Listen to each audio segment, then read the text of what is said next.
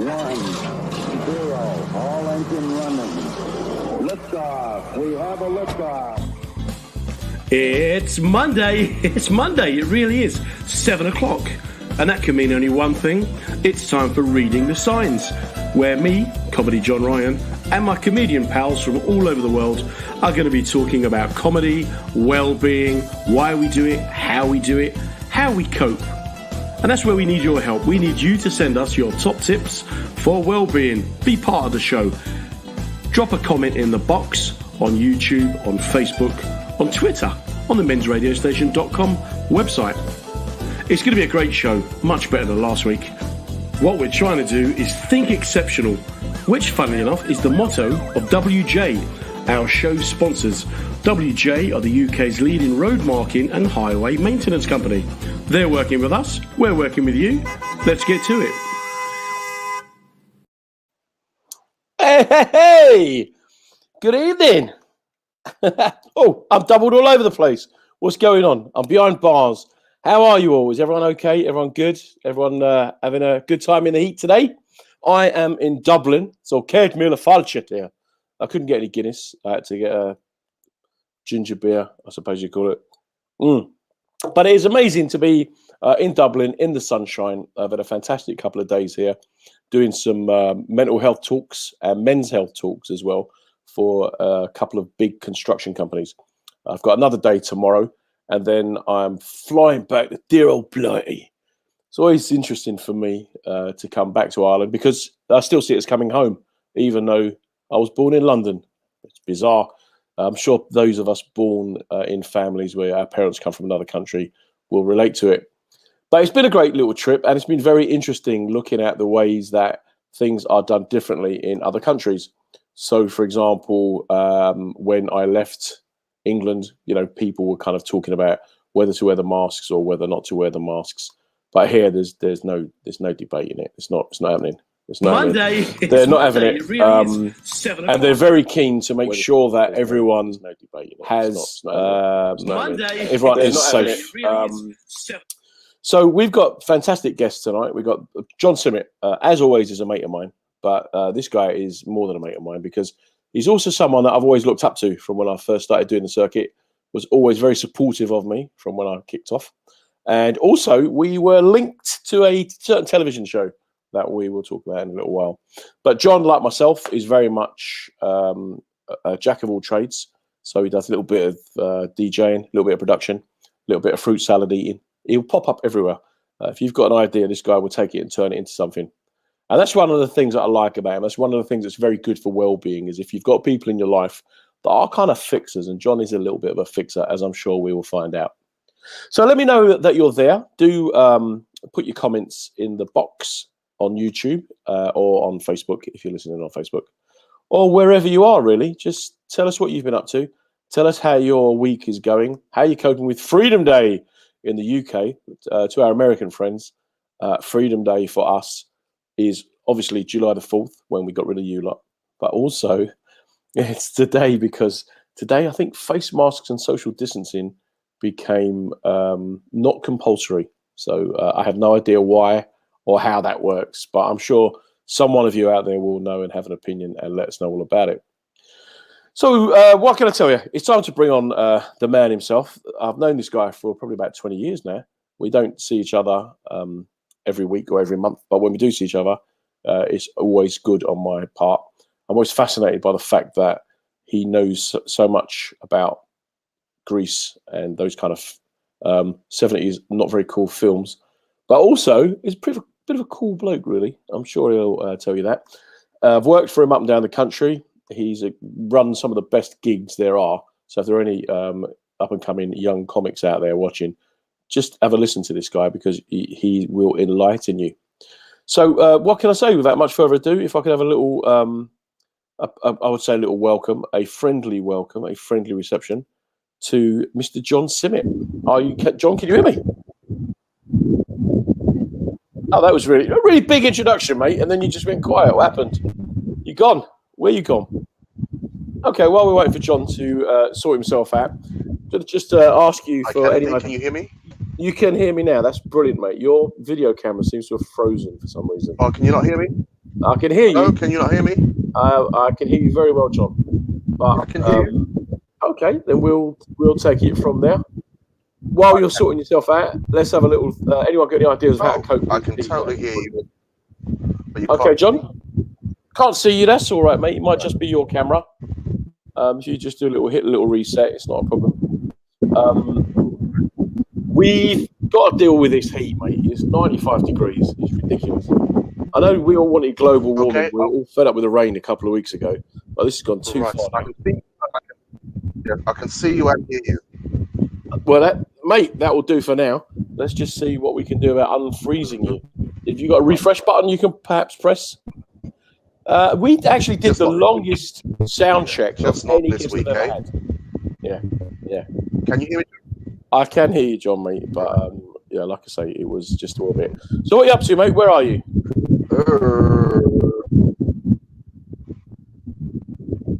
Okay. The thing is, I can see you perfectly and hear you perfectly.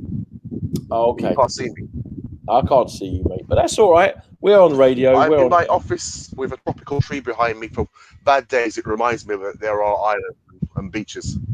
Islands and beaches. You can't see the tropical tree, I'm imagining. Islands and beaches in Birmingham. Right. And it says here, everyone can see and hear you on my screen. Well, there you go. Maybe they can. Maybe it's just. Maybe the Irish government want to ban you. Maybe the Irish government want to ban you, mate. That's right. Exactly. Living in Birmingham, you need this sort of thing. I'm about to send you a picture. Not that you can look at it, but it says on my. Okay, not a problem, mate. Yeah, because I'm such a threat. Yeah, it says you're in the show. Everyone can see and hear you. Yeah, these edgy brummies, not edgy, and so on. So yeah. Cuddly Cuban Jamaican brummy. That's what you got. Yeah. What? A Cockney Cuban Jamaican brummy? I can see your hooch. Mate, let's just get over it. Tell me about this Cockney Cuban Jamaican brummy angle. What's that all about? Cockney, no, Cuban Jamaican brummy. Cuban Jamaican, no London heritage. No. What's the Cuban side? Where's that come from? Well, it's not Cockney. Well, my father was partially Cuban, although both my parents are Jamaican, and I was born in Birmingham. Mate, you get it this? All? Yes, I am. I'm getting it, mate. I'm getting it. My mother, I think my grandmother was either entirely or partially Cuban on my dad's side, because unbeknownst to me and many people, there was a lot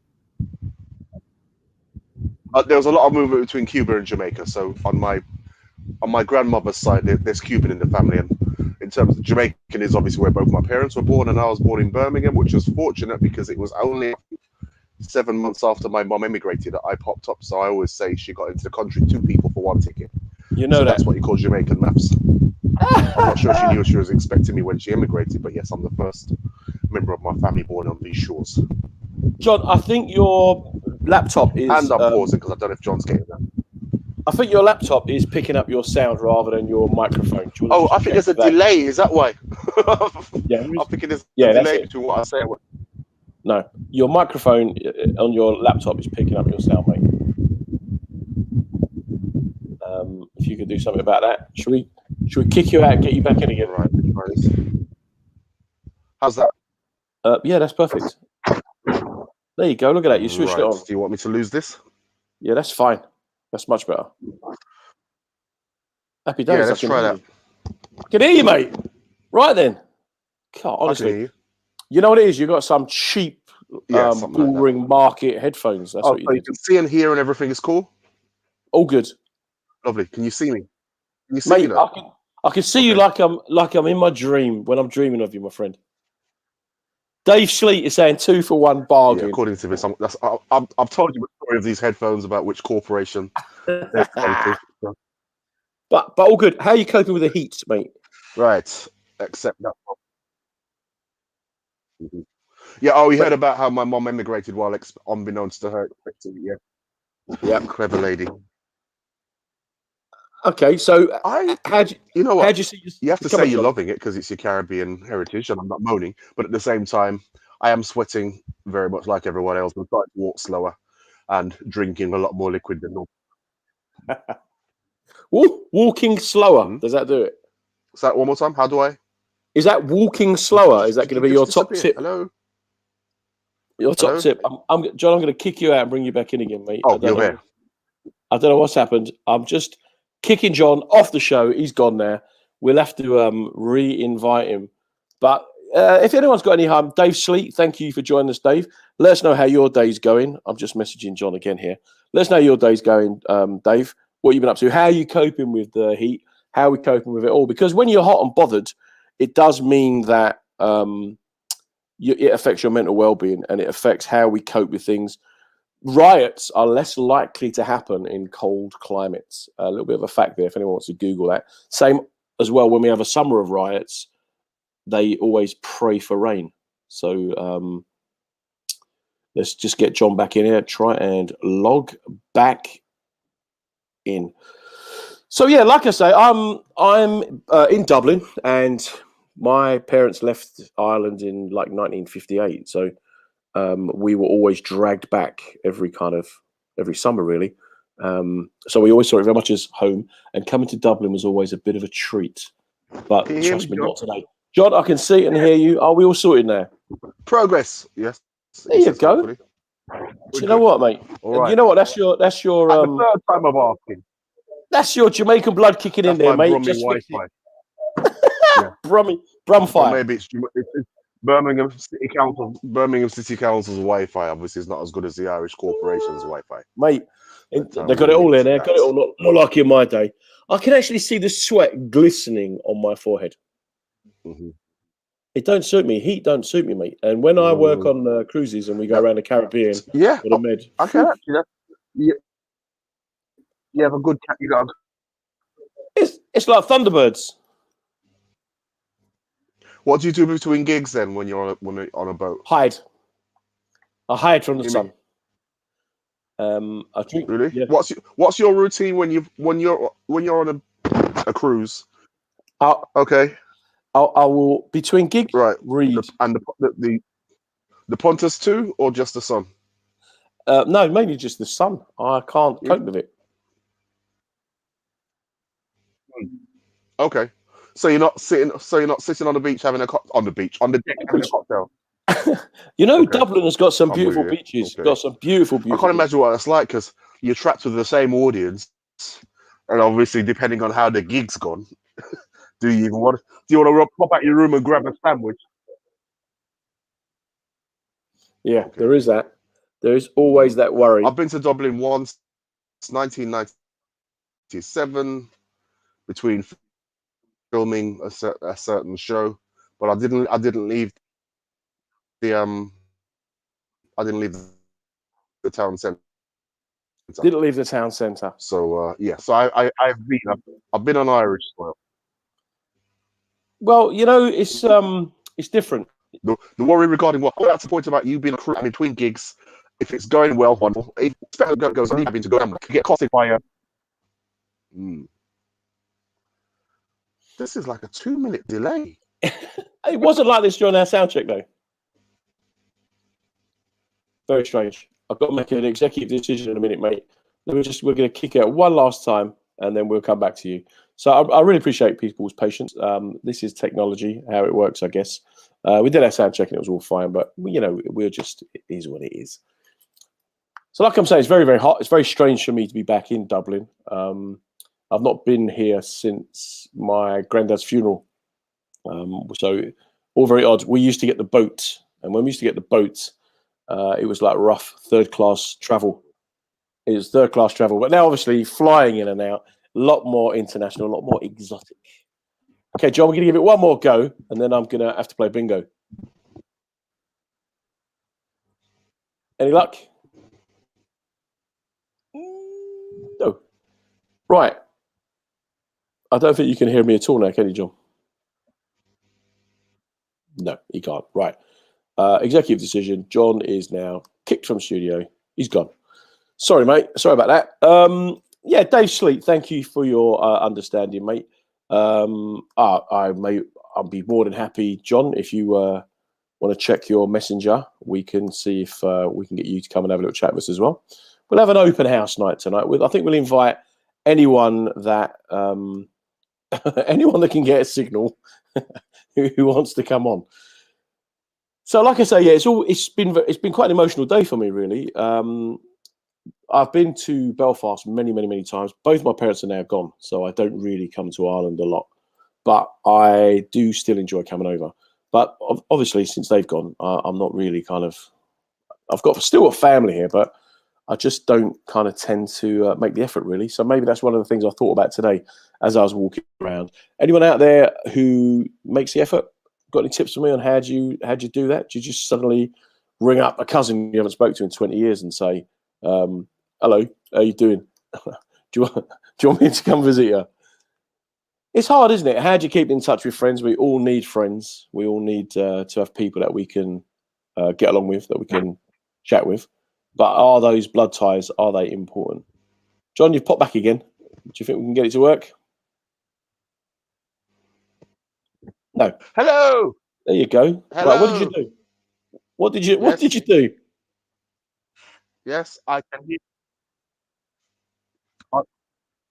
I just re-entered. Can you hear me, John? Just confirm that. I can. Yeah, I can hear you, mate. Can you hear me?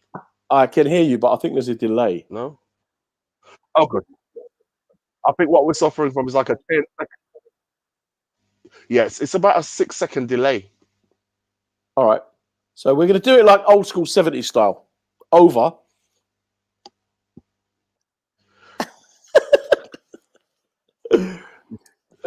Yes, exactly. Over to you. I think we're gonna have to call it a day, mate, and we'll have to do it another time because I don't think the signal's going to work. So I will answer.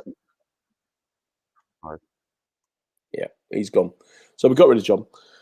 Yeah, it's just a technical thing, but then it's a technical thing that we can work around. So we've all got problems, and there's always a solution if you just know where to look. What's really interesting for me, though, is how reliant we've become on technology. So, like, for example, now we can't get this reception to work for one reason or the other. I don't think it's anything to do with geography. I just think it's just a bad link. But if it's in your head, what do you do? How do you cope? How do you make time for yourself in all this heat? And how do you make time for yourself when things are difficult, when things go wrong? Do you panic? Do you freak out? Do you flip out? What is it you do? So at the moment, I'm over here and I'm doing talks mainly about men's health, but a lot of it is about mental well-being. Now, I'm not a clinician, I'm not a practitioner, but what I can do is listen and make some suggestions, not in a diagnostic fashion. But I have had people before now, and you want to just say to them, look, clearly, mate, you're on your own. You've split up from your partner. You're not seeing your kids. You've got financial worries. You need support. And then it's a case of, well, how do we get you that support? And what we need to do is think about how we're helping our friends. Very often what you need is mates, not meds, because obviously there are clinical reasons that you can have mental health problems. But a lot of the time, those clinical reasons may be exacerbated by isolation. So if you know someone who's struggling or is going through a problem, then why not just, reach out and be the difference? That's what it's all about. I was pointing out that, being back in Ireland again it's a very strange experience for me. This is my second sort of foreign trip since lockdown ended, both times to Ireland. And it's just really strange for me to be away from home because I've spent 18 months at home. Those of you who know me will know that, I've got a very supportive partner and family and friends, which makes a big difference. But what do you do when you don't have that? What do you do when you're on your own? Where do you go to get your support? If anyone's got any suggestions or any ideas, if you're listening on SoundCloud or if you're listening on YouTube later in the week, then please do enter some comments in the box. It will be up there for a while. But just kind of let us know how you survive. What tips have you got? What works for you? And what do you do that makes you get through it? Because these are very, very difficult times that we're living in. So when I left the UK, we were getting ready for Freedom Day. But people don't really understand what that means. What is freedom? If it's just the difference between being able to do what you want or being able to do what you want without anyone else's influence, that's what you have to decide, really. Are any of us free? Are we all isolated, or are we ultimately all connected? And if we are connected, we can help each other. We can be there and be the difference for each other. We're going to give him one more go and see if he's managed to sort himself out. Any luck, John? No. All I have is a picture of you. Okay, he's gone. Yeah. So what do we do? What do you do when you get low? What do you do? What do you do when you get down? One of the things that always fascinates me, and I do make the point of bringing this up to people, is that when we eat and when we drink, it has an impact and an influence and an effect on what we do. So it's about how do we think about what we're doing, what we're eating. So there's a lot of research, for example, that shows that what you eat will affect your mental well-being. But do we really think about it? I mean, we think about what we put into our car. You don't put cheap petrol in. You don't put any old junk in there. But we will eat junk food. And junk food has a big impact and a big effect on our well-being. And it's about thinking and taking care of yourself in that way. I'm going to see if Dave Sleet can join us now from APA, who are big supporters of the Men's Radio Station. Hopefully, Dave, you're going to be able to hear me. Can you hear me, Dave? All loud and clear, fella. How you doing? Mate, thank you so much for picking up my invite. It's just unfortunate with John, but I appreciate your positive energy, your positive support. You're more than welcome. I love what you guys are doing. For those that don't know, Men's Radio Station and Women's Radio Station this year received an APA Ethical and Psychological Award for their contribution to positive mental health. So absolute delighted to be able to join you. What you've done with bringing comedy to this conversation is quite frankly, it's remarkable. I know you're not the only one that brings comedy to Men's Radio Station. Let's not dress it up. We've got Russ. We've got Russ as well, and his bit of humour. Well, yes, yeah. All right, we'll call it humour. And Russ knows. I love Russ. And Phil, I think what they do on Daily Show is absolutely phenomenal. And I think the creation of the radio stations speaks volumes for the people behind it. The presenters, all of them, are doing a phenomenal job at pushing out that contribution to positive mental health. So I'm really glad that I can join you for an impromptu.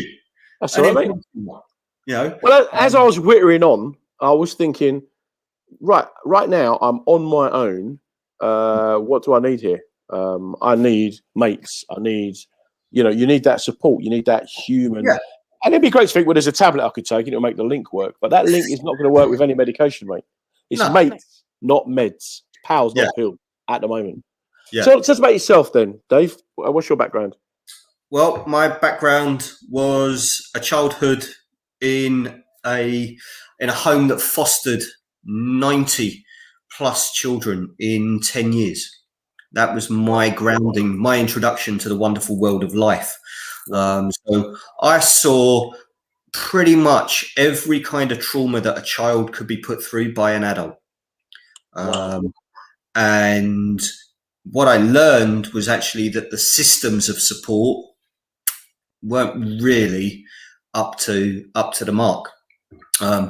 I spent my entire childhood intent on serving in the military. Okay. And 4 days before my military medical, I was attacked in a street attack, and I was fighting for consciousness for 6 days.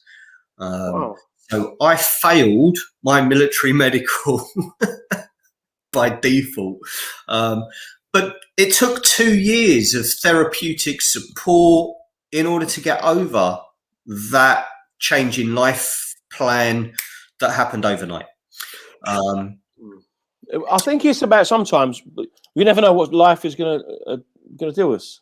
Yeah, and you can, I spent 10 years working towards one goal. And I learned very quickly that, life sometimes says, actually, no, that's not where you're going to go. And that trauma, I ultimately, I could have been killed in that. And if I hadn't been as physically fit, and the medics at the times have recorded as such, if I hadn't been as physically fit because I was preparing for what I was about to do, I would not have survived that attack. I spent 2 years kind of recovering. I then got into a career in the hospitality sector, and fell into the training side of that. And I designed the first 90-day induction program for the hospitality sector back in 2001. Nobody was working 90-day plans back then. It was a case of you joined a company, go and stand behind so-and-so, shadow what they do until you're ready to go. As a part of the package that I designed for the hotel company at the time, within 4 days, people were chomping at the bit to be in front of customers actually working and doing the job. So this is customer care or frontline work rather than anything mental health related? Yeah. So that was my kind of Kickstarter, if you like. And someone came over from the States and watched the training program being delivered and said, what you're doing is coaching. You're not training. So I went to the States 2002, 2003, and I saw coaching in its truest form. And that then led to a path of actually working on the psychological side in a lot more detail.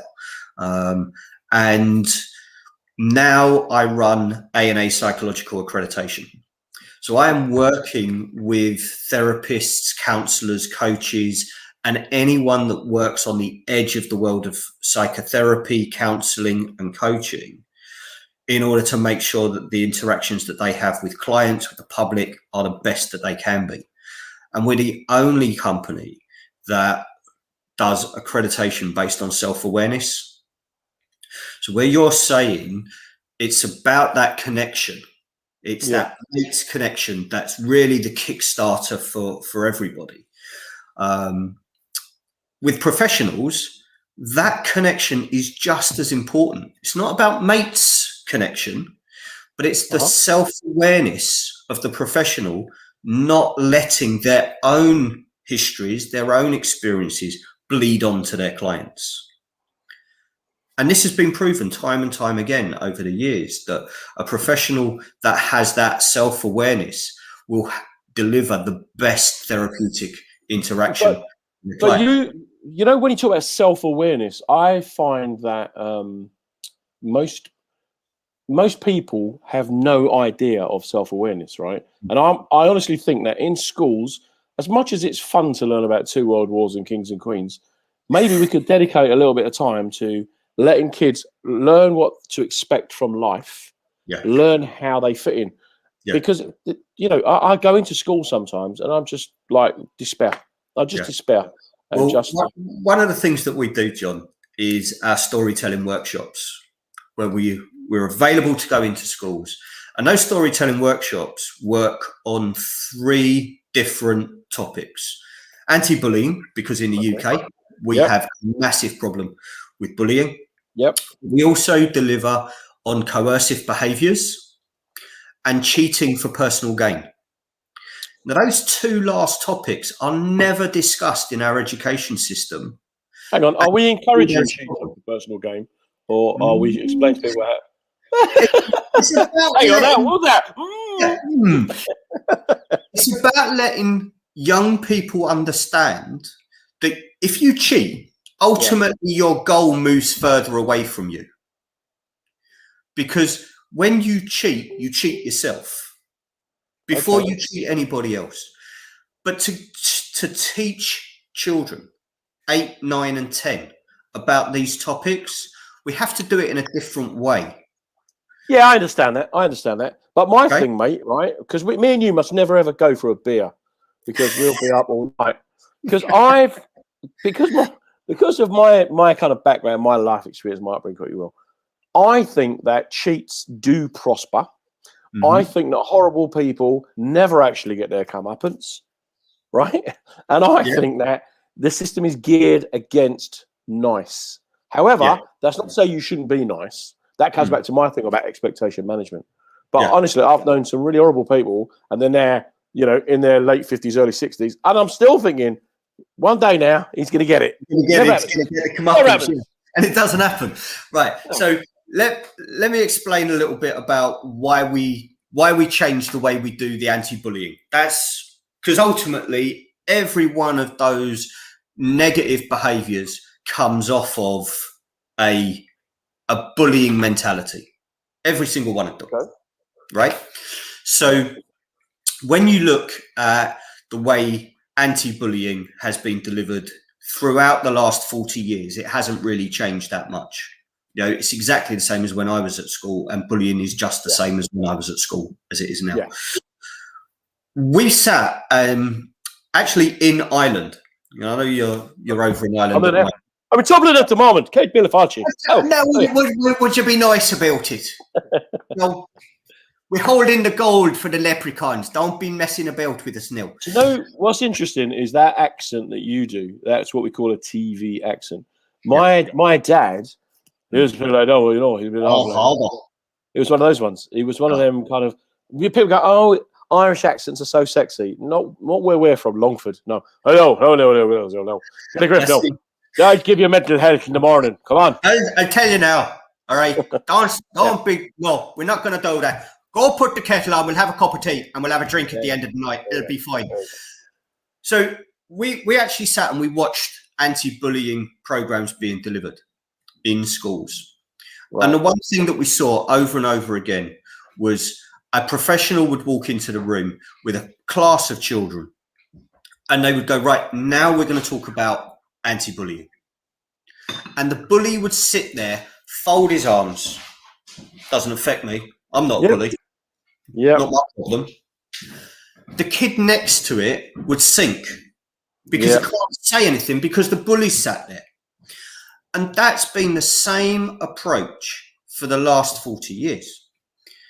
And what happens is the school tick a box that says we've delivered our anti-bullying process, so we can't have bullying in our school. So when bullying emerges, it gets renamed or it gets reframed into something else. And it's not the school's fault because they've done their bit. Yet bullying stays in place exactly as it was before. So what I created was our workshops where we have a story already designed, already worked out, and we read that story to the room. And that room is made up of 8, 9, and 10-year-olds. The story is designed for 5, 6, 7-year-olds. So you've got older pupils trying to work out how can you make these words appeal to younger pupils. So we're using a different part of their brain to get the same message in that doesn't go up against their defense mechanisms. But isn't bullying, is it not natural? Is it not survival of the fittest? Is it not the stronger dominant? There is an element to that. There is a natural element of finding your feet and finding the boundaries within the world in which you're surviving. When bullying is not measured and not contained effectively, it's not used to its positive end, because there is a positive end if it's managed properly, then it becomes a negative seed that grows into a negative tree that gives negative fruit at the end of it. Okay. And it's that containment at the beginning of the process that schools, in my opinion, have failed to understand. There is a psychological reason why young people are always pushing the boundaries. They're trying to find out what they can do in the world around them. And isn't because one of the guys that we had a few weeks back, Kane Brown, Don't remember, but he talked about being selfish, putting yourself first, right? And what we do is we encourage people to not put themselves first, and then the people who do put themselves first seem to survive and seem to prevail. Mm-hmm. And it's about harnessing that energy and that psychological process that's natural. And what we've tried to do within the UK, within Europe, within the US, and to some extent the in the Australias, is take away the responsibility for controlling those behavioural patterns. You can't talk about a child being angry. A child can't be angry. A child's not allowed to be angry. Okay. Well, anger is a natural emotional release of frustration at not being able to do something. If you turn around to somebody and say, no, you can't do that, that's wrong, then they bury that. They don't show you that because it's wrong to show it. And ultimately, that's like putting shrapnel in a time bomb. But then how does that then affect your well-being and your mental health then? If you're told, don't be angry, don't be angry. Okay. Right. Well, look at what, the project that APA is working with Russ and the radio station. Just explain to listeners what APA is.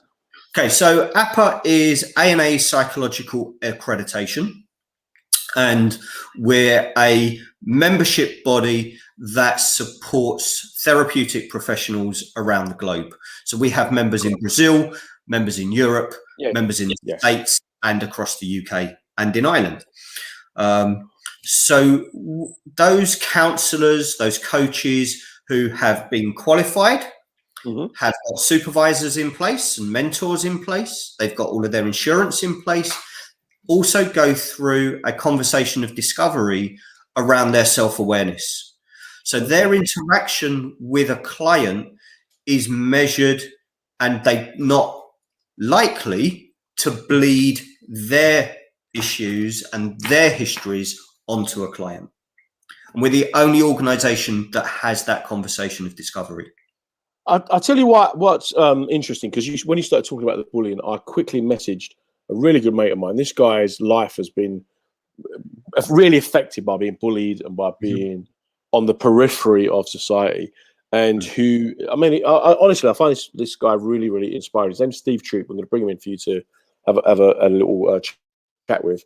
And Steve is an example of, to me, how you can be at rock bottom, get off the floor, muck it up, get knocked down again.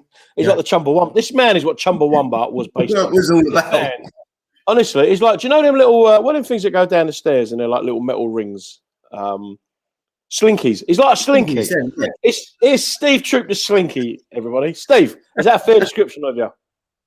I think so, yeah. Chumbawamba Slinky, yeah, I'll take that. Yeah. I'd be happy with that as well. How you doing, fella? I'm good. I've just had to tag out and putting the boy to bed, so the thank you. Queenie has jumped into. Right, Dave. Let me tell you. When he says Queenie, he literally means that he does literally. I think she's next in line to the throne. Is his missus? What did she get? What was her award? BEM. Yeah, she got a BEM. There you go. So this is royalty. I know people, Dave. I know people. British Empire Medal. Dave, are you happy to tell us about how bullying affected your life? Yeah. Oh, where to begin, really? So, I'd say the bullying probably started to affect me in school, like a lot of people, because it was obvious that I wasn't like the other kids in school. And a lot of people talk about not fitting in because of the colour of your skin and different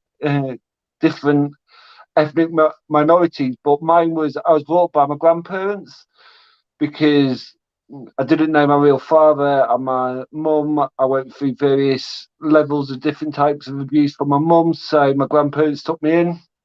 But to say we was poor was an understatement. I can remember one day going into school and my black trainers had got holes in the top, so my granddad put some black gaffer tape on top, so my toes didn't stick out. That's sort of how poor we was. But what stood out for me, it wasn't necessarily the bullying from the pupils, but it was the teachers not realising there was bullying you, that really stood in my mind. It was like at the age of 12, I tried out for the basketball team, and the PE teacher told me, basically as blunt as this, you're rubbish, find some other sport, you'll never make it. 2.5 years later, I was warming up the bench for England schoolboys, so it just shows that teachers don't always know best. Yeah, teachers don't know best. I went through a similar educational experience with teachers telling me, you'll never write more than 4 sides of A4 paper, right? I'm a published author. These are the kinds of things that get missed when adults look at the effect of bullying. And like you say, it's not necessarily the actual bullying itself that is the crutch of what breaks us down at that moment. It's the adult response to that, or lack of response. And when it's a lack of response, or in kind of a mutual engagement with it, which is in essence an adult saying, actually, do you know what, you're crap. Give up. Every single child that I have worked with that has gone on through the care system or through the justice system and succeeded has said the same thing. And this is something that has been said by elite professional sports people who have had negative background or negative history. Well, it gets better than that. And then 2 years after that, I got offered a basketball scholarship in America. And this is exactly where I'm getting to, because I guess that's the trajectory, is that every single person who succeeds will find that there is one person that they connected to that saw past whatever that experience was, whether that's Chris Akabusi, Daley Thompson, Fatima Whitbread, Chris Eubank, all of these people who have succeeded in adverse experiences of bullying, of family breakdown, whatever it might have been.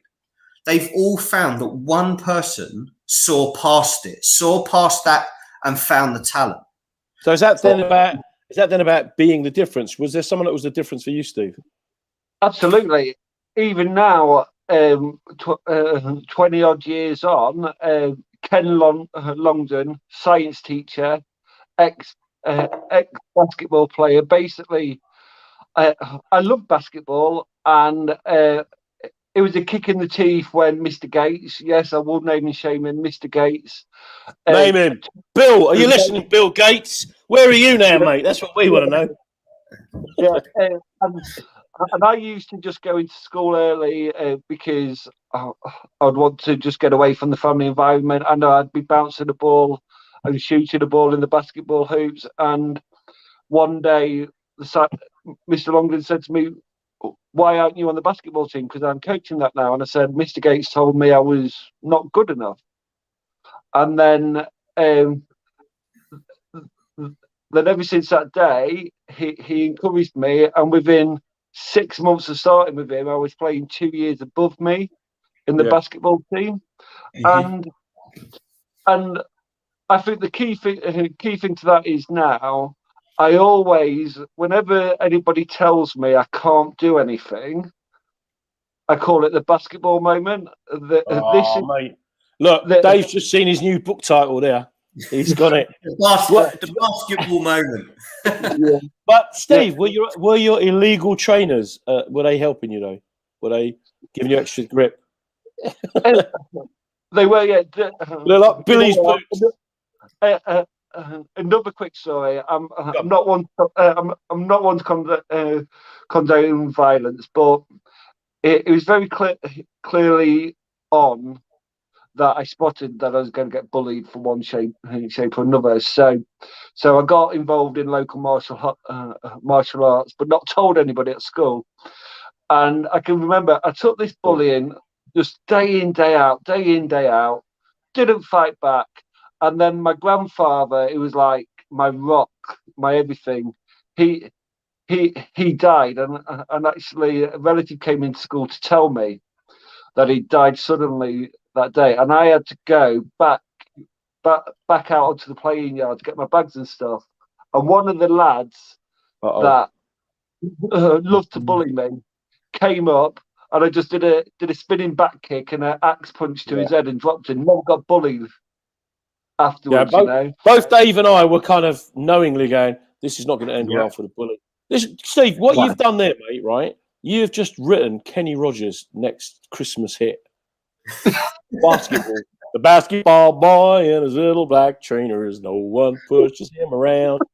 Sorry. But you know what? But Dave, one of the lovely things about Steve is his story. There are no stories where you'll go, oh my God, this can't get any worse, because he still surprises me with stories that make me go, oh my God. But you're just so resilient, man. How do you do it? Tell Dave what you're doing. What you doing for work at the moment? So I got made redundant during the pandemic. I had my dream job before the pandemic hit, working with homeless people in a homeless charity. But then the pandemic hit, and I thought, I can sit on my backside, or I can go out and actually achieve something. So I retrained as a door staff. So I'm now a door supervisor. You don't call us bouncers anymore because we're not allowed to bounce people out, apparently. I retrained, and I've been working in my job about 2.5 months now. I've done a couple of jobs as head doorman, and I actually had a meeting today because the company's expanding, and from September, the bar I'm working in now, I will be permanent head doorman. So brilliant, mate. Brilliant. Come on, let's dance. But again, my life experiences come into play in this role. So much, and there was a video clip I sent John. I don't know if you actually saw it, John. Of course, video clip of it all kicked off on the England game, and my wife and even other door staff just look back and they go, "You're just so calm." The other door staff are running around, don't know what to do, but you just come and you look like the 20 years experienced door staff there, and it's just the life experiences. Because if something like that happened in the street when I was homeless, if the big fight started, I would stand there and wait for the big aggressor to come towards me and take him out. And that's exactly what I did in that situation. And I think resilience that grows from those building blocks. And one of the things that I coach a lot of clients now that have been through that kind of history is that for every one of those bricks that got thrown at you when you were a kid, when you were an adolescent, when you were a young adult, they're your building blocks. And you can either be buried under those building blocks, or you can climb out, get up on top of those building blocks, shove a flag in there and go, this is my castle now. Mate, this is a speech. This is what we want on Men's Radio Station. Let's get out there. Castle. I've got another title for your second book. Are you ready? This is saying that me and my wife uses, okay? It'll be all right in the end. If it's not all right, it's not the end. Oh. Right, you two are going to get into a top Trump writing competition now. I can see it. I can see it happening. But what I like about Steve, Dave, one of the many qualities he's had, though, is that we talk on the phone. I'll say up to you guys. Yeah, I'm all right. I just got a bit of a head injury. I'm all right. Okay. But it comes from that resilience. And one of the things that I worry about is that we're not allowing our kids at the moment to develop these resilient skills, to be told no. They don't know. When we were kids, my son knows no. He does. And a great example of this, and you're absolutely right, John. It's like at the school gate with the other parents and stuff. Well, when they're all running off towards the roll or whatever, and I tell Edwin no, and he wants to carry on, and I just start counting 1, 2, and he's back before I get to 4. And you see the other mums go 1, 2, 3. I tell you, if I get to 4, and they say to me, 157. Yeah. And they say to me, how do you get him to come back to 4? And I say to them, the very first time I told him, if I count to 4 and you don't stop, I'm going to take such and such toy away. And What did I do when I got to 4 and he didn't stop? I took the toy away. He had a big meltdown. But now it's the whole point. He knows that That's we right. will do That's your boundary. It's the difference between having a boundary and a framework.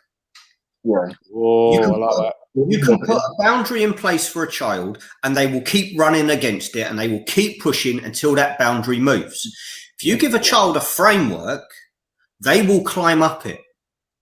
If you've designed that framework, so what they are climbing is positive reinforcement, is positive understanding, and they trust you to carry out what you say. They understand what it is that you expect from them, and they believe that what you say will happen is what will happen. Yeah, and yeah. Then they attach to that, and it's what I call the tub rating, and it's the key to absolutely everything that John talks about. It's everything that you're saying, Steve, is it comes down to when you trust, understand, and believe the system around you is working for you, you engage with it. Yeah. It's like with Edwin, ever since he's been a young age, we've given him choices. We haven't just said it's this or nothing. We've given him choices, and the in-laws laughed at me when we went up to see him because he wasn't sharing with other kids in the park. And I called him over. I said, Edwin, here's your two options. You can share, carry on playing in the park, or we can leave now. Daddy, I want to share and carry on playing in the park. I thought you would. Off you go. And the whole point is that wouldn't work if the first time I said that I didn't carry through. Yeah. And I think that comes from the opposite for me, because when I say to my son, I promise tomorrow we can do this. I'm too busy today, but I promise tomorrow we'll do this. He knows if I use that word promise, it will happen. And I think that comes back to my childhood, when the amount of times I was promised and it never happened. I know what it's like for it not to happen. And I also know what it's like knowing that the person that's speaking to you doesn't mean it. Yeah. So that's that trust, understanding, and belief. Yeah. And when you've got it, the child will always engage. It's the same as for businesses when they're putting out messaging. If people don't trust, understand, and believe your message, they're not going to buy into you. No, same with absolutely not. And just to give you, if I may, just a quick story about the giving choices. I work with a great team on the pub on the doors, and there's another guy, Mark. He's my height, but he's built a bit more muscular. He's a boxer. He's coach boxing, and we've got a guy called Bernie, who's his Campus Christmas, who runs the pub, and we just hear from Bernie through the radio, Mark, Steve, can I have you to come and join me? And as we get there, he says to this guy, that's the other option. So basically, Bernie had been saying to these two lads, look, you need to go. You've just abused my bar staff. Can you please walk out? And they said, well, what if we don't walk out? And he said, there's other options. And they said, what, like? And all of a sudden then, these two 6 foot... Oh, have you lost me? No, not at all, mate. Are you still there? Yeah, still there, Steve. Oh, lovely. There you go. Sorry. And all of a sudden, these two 6'6" stocky guys come over to the table, and Bernie goes, that's the other option. Well, I've never seen two guys run out of a pub so quick in my entire life. So quick that one of them left the mobile phone on the table, and the other one's wallet fell on the floor, and they didn't come to the pub for them for 48 hours. Brilliant. Steve, let me just stop you there, mate, because we've just run out of time. Thank you so much for stepping in. I will talk to you in a couple of minutes. I'm going to go into the green room. I'm going to talk to you in a couple of minutes. But Steve, really, really appreciate you coming on, mate. Thank you for your time. Thank you so much. Dave, if I tell you, like Steve, you could talk to for hours and hours, and you could write books about him. This guy, you can't keep him down. He really is And this is what I was saying great before, to get you guys on again. understanding the positive that can come from those experiences. And when you can highlight the positives that can come if you are that right person, make the change that makes a difference. Don't just make a change, because change is the hardest thing to create. Difference is the outcome. And if what you do creates a difference, then you'll create a better outcome. It's why we set up the Yellow Heart Team initiative. So going back to what you were saying about having that connection with people, is that reach out to the people that you know before there's a crisis. Let them know that you trust them to be that person that you go to for that conversation when the walls start getting close. Have that before there's a crisis. Let people know that you trust them in your inner circle. Have that yellow heart on your phone next to their name. And when things get tight, you look at how many yellow hearts you've got. How many people are there that you can go and... Reminder, mate. That's a very good reminder. Dave, I want to thank you so much, man, for stepping in. If you just hang in, don't go. I'm going to stick you in the green room. I will come back to you in a couple of minutes. But, mate, thank you so much for stepping in and showing, that even though we barely know each other, you were willing to step up and help me. And, that's what I'm all about, trying to get people to understand. Doesn't matter about whether you know someone or not. You see someone struggling, ask, what can I do for you? How can I be the difference, right? Rather than watching them suffer, step in there, get in there. And you've done that tonight, mate. Make a change that makes a difference. It's the key to it all. Thank you, mate. I hope to speak to you again soon. Speak to you in a few minutes. Wow. Well, we started off with a Teletubby, John Simmet, and it's just unfortunate that he's got some cheap Wi-Fi from wherever. But actually, it worked out really well because Dave Sleep there and Steve Troop I could talk to them for hours. I'm sure that anyone who's listened will have learned a great deal from them. These are really tough times that we're living in, and there are things that we can do to make it maybe a little bit easier or more bearable for ourselves. I'm not a practitioner. I'm not a clinician. I'm not giving medical advice. But I have, over time, gathered from a lot of people, a lot of things that have worked for me, and that maybe would work for you as well. Could you do them? We have them every week. Danny, the other week, was saying that making other people happy works for him. Marcus, if you remember, who had a stroke, has now got into his yoga and eating well. Ria was talking about how you need to manage your energy. Sometimes have a nothing day and just switch off. When I finished today at 2:30, I just went for a walk. And now at home, I go for a walk because I just need to get out of the house. But today I actually stopped and really enjoyed what was going on around me. I've been to Dublin probably 30 times in my life. But today I really looked at it and I've really enjoyed it. And it was really nice to be able to just have a little me time. I know it's a little bit selfish, but a little bit of me time, which fell right in to Keynes Brown's tip of do some stuff for yourself. I want to thank everyone for listening as ever. And I also want to make a particular thanks to WJ, the UK's leading road marking company, for their continued support of the show and also of raising awareness of mental health, mental well-being, because it's not just about, people have a mental health problem. It's about those of us who haven't had a problem yet. And it's what are we going to do if things do go wrong? So what do we do? Well, hopefully, as tonight's shown, people will step up. They will step in. If you need help, there's people out there. I don't know Dave well enough to expect him to come and help me out, but he did that. He's stuck with me now because I owe him one. But it is, in all seriousness, a chance for me to show in practice that if you have a problem, you're not on your own. You don't have to experience it on your own. So please do check out Dave Sleep APA on Facebook, Steve Trooping on Facebook, because they're both very inspirational guys and proving once again that men can talk and we can help each other. Have a listen to the men's radio station every day. The Daily Show is always good with Phil and Russ. It's always good to watch just to see what Phil's going to wear because he's like the fashion king.